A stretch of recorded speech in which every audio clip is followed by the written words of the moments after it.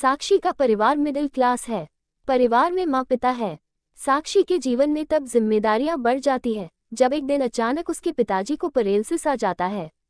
साक्षी पर अब उसके छोटे भाई और एक छोटी बहन के साथ पिता के इलाज और घर चलाने का बोझ आ गया है। साक्षी ग्रेजुएट है, वो अब नौकरी करके सारे घर की जिम्मेदारी अच्छे से संभाल रही है। उसे अब अपनी फैमिली के अलावा कुछ नहीं दिखाई दे रहा है। पिता और मां को साक्षी पर गर्व है।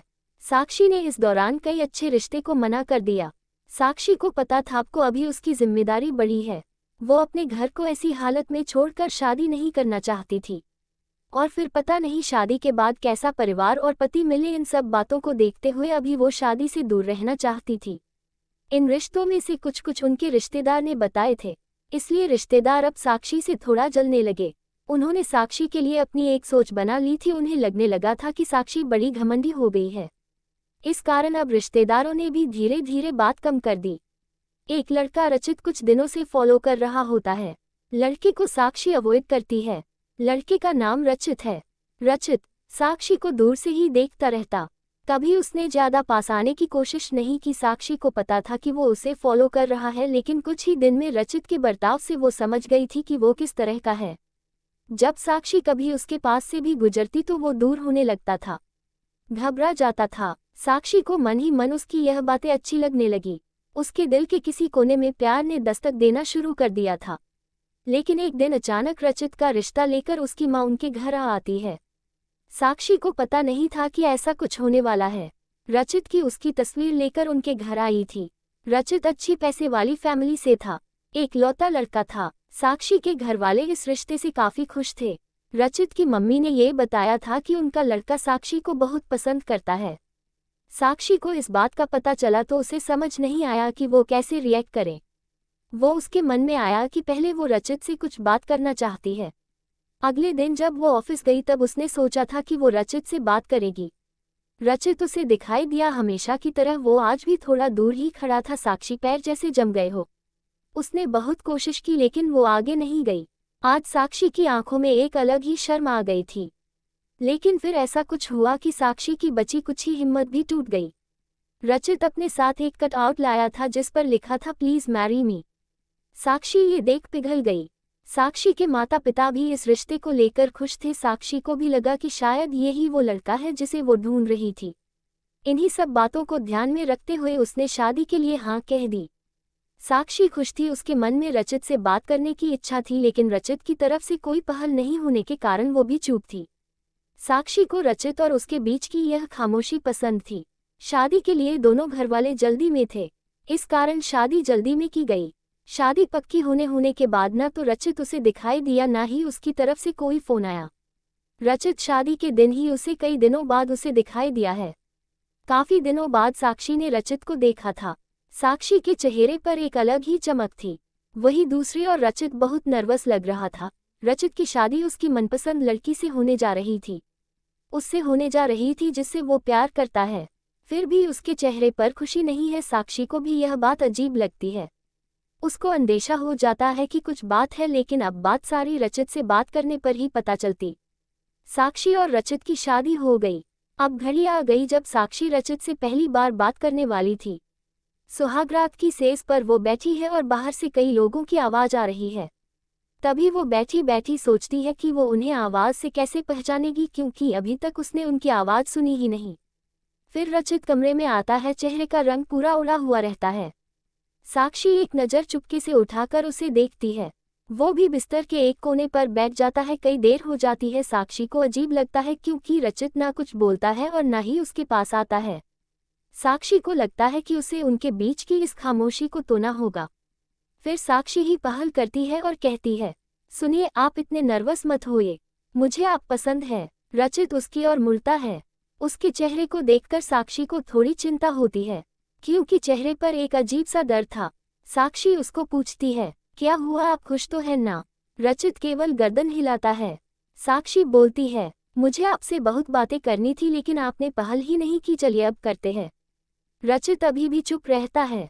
साक्षी फिर बोलती है, आप कुछ बोल क्यों नहीं रहे? रचित की आंखों में अब आंसू आ जाते हैं।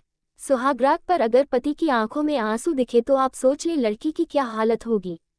साक्षी घबरा जाती है, क्या हुआ मुझे बताइए तो। अब साक्षी को रचित का वो सच पता चलाता है जिसकी वजह से रचित घबराया हुआ है।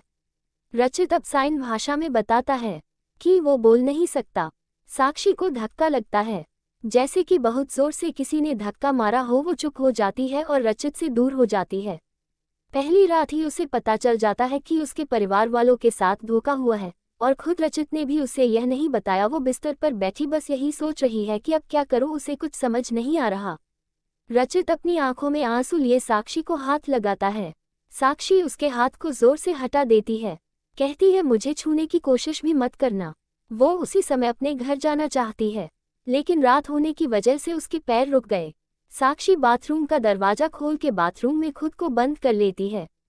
रचित बाहर बिस्तर पर ही बैठा चिंता में डूबा है। सारी रात ऐसे ही निकल जाती है। उस बंद बाथरूम में साक्षी के मन में कई ख्याल आ रहे थे। आखिरकार उसने एक फैसला किया। उसने अपने घर वापस लौटने का फैसला किया। उसके परिवार को भी इस बात का पता नहीं होता।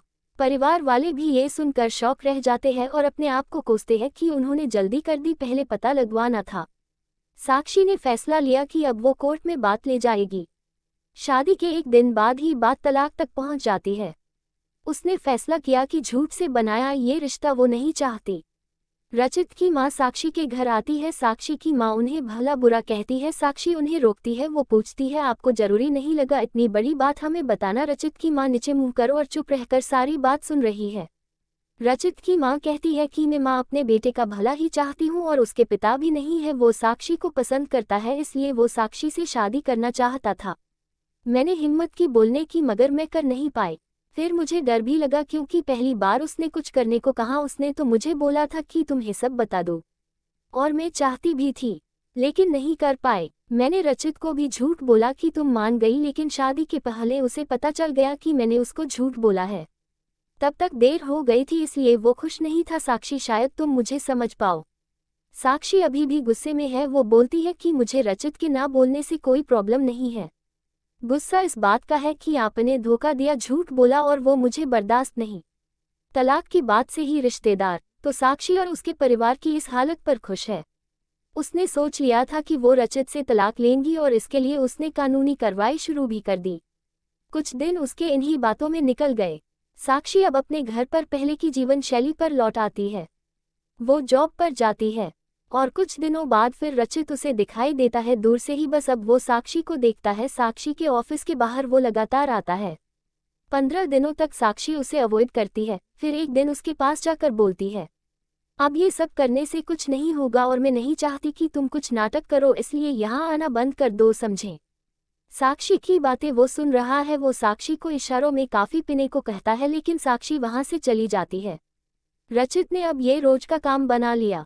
एक दिन फिर वही रचित खड़ा रहता है। साक्षी उसके पास जाकर कहती है क्या चाहते हो, अब तुम मेरी जिंदगी खराब तो तुमने कर दी। रचित फिर काफी का इशारा करता है। साक्षी कहती है काफी पीकर मेरा पीछा छोड़ दोगे। रचित गर्दन हाँ में हिलाता है। पास के ही एक रेस्टोरेंट में टेबल पर दोनों आमने सामने बैठे हैं। रचित अपने फोन में कुछ मैसेज टाइप करता है। साक्षी उसको देख भी नहीं रही है। साक्षी के फोन में मैसेज आता है। रचित का लिखा होता है sorry but I really love you so much. कोई भी बोलने वाला तुम्हें मुझसे ज्यादा प्यार नहीं कर सकता, और बात तो झूठी भी कोई कह सकता है, लेकिन आंखें हमेशा सच बोलती है। एक बार मेरी आंखों में देख लो, फिर तुम्हें जो सही लगे वो करना।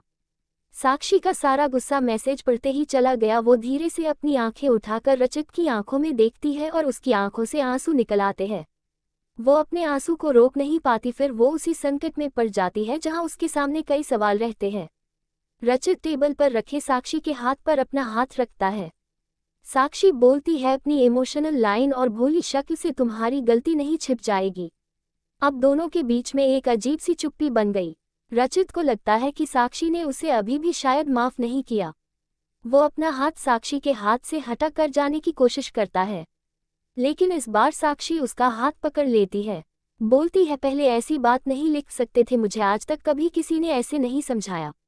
वो खड़ी होती और रचित को बोलती है चलो मेरा सामान वापस लाना है मेरे घर से, अब तुम ही उठा कर ले जाओगे। रचित उठ